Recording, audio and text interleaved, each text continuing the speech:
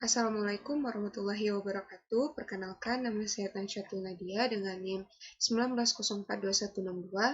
Baiklah, pada video kali ini saya akan menjelaskan tugas pertemuan 13 pada mata kuliah pengembangan organisasi.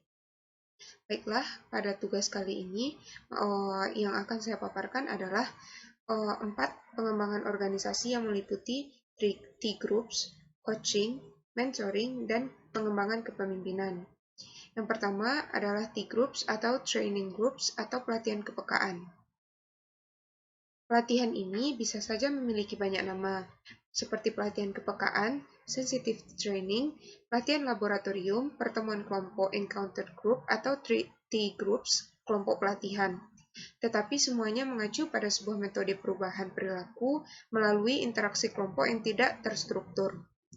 Para anggota diajak ke suatu lingkungan yang bebas dan terbuka, di mana mereka dapat membicarakan diri mereka sendiri dan proses-proses interaksi di antara mereka, sembari mendapatkan pengarahan yang tidak ketat dari seorang ilmuwan perilaku profesional.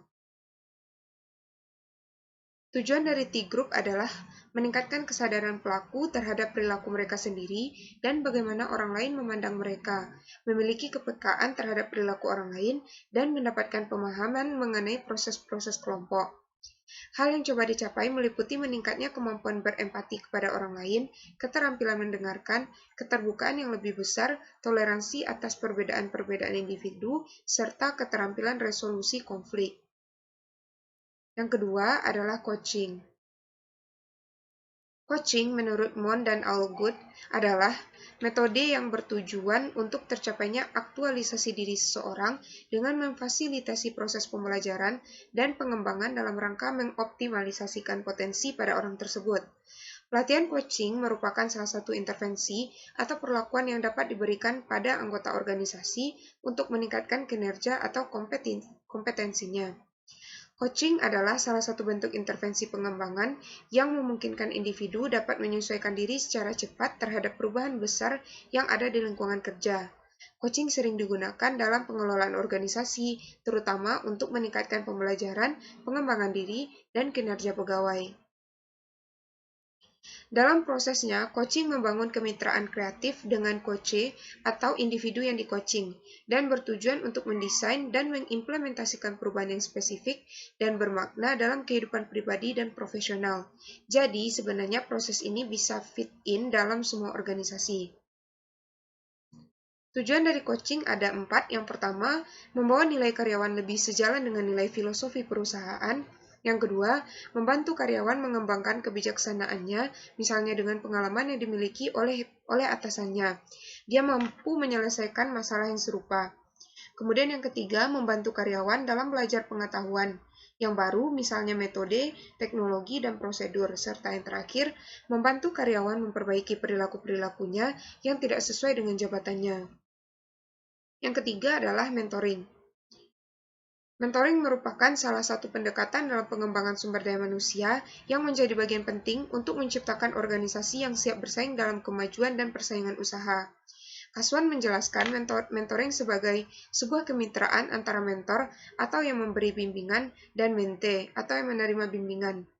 Mentoring merupakan suatu hubungan interpersonal dalam bentuk kepedulian dan dukungan antara seorang yang berpengalaman dan berpengetahuan luas dengan seorang yang kurang berpengalaman ataupun juga yang pengetahuannya masih sedikit. Kemudian manfaat mentoring ini ada 7.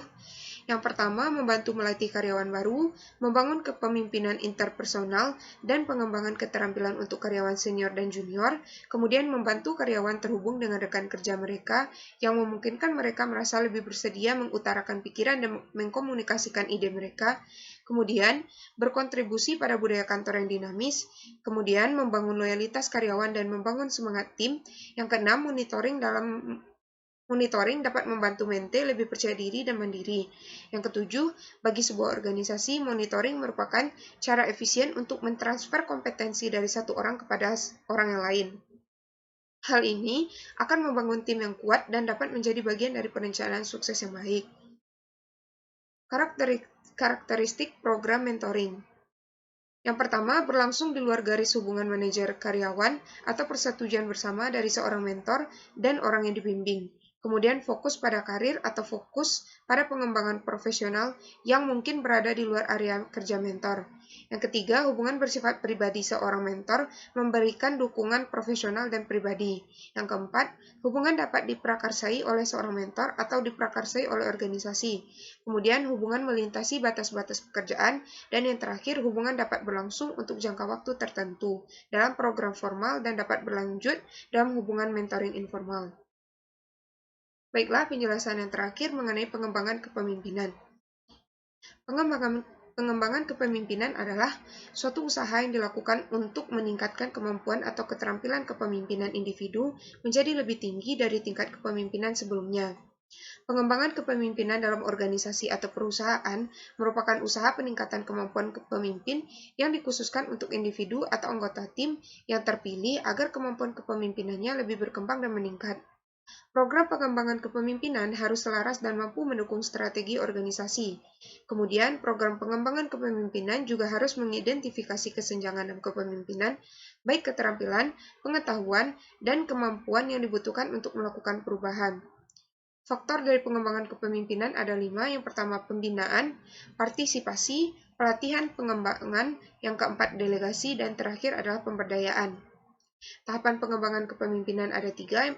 Yang pertama adalah personal leadership, yaitu agar memiliki kemampuan untuk memimpin diri sendiri sehingga berkembang dan memiliki kualitas tertentu yang berperan dalam pengembangan organisasi. Yang kedua adalah team leadership, yaitu kompetensi kepemimpinan diarahkan pada cakupan lebih luas, yaitu tim kompetensi yang dilatih adalah bagaimana memotivasi dan menumbuhkan empati orang lain. Yang terakhir, business leadership, yaitu kepemimpinan dalam berbisnis, yaitu kompetensi dalam membentuk visi dan pelatihan keterampilan sosial.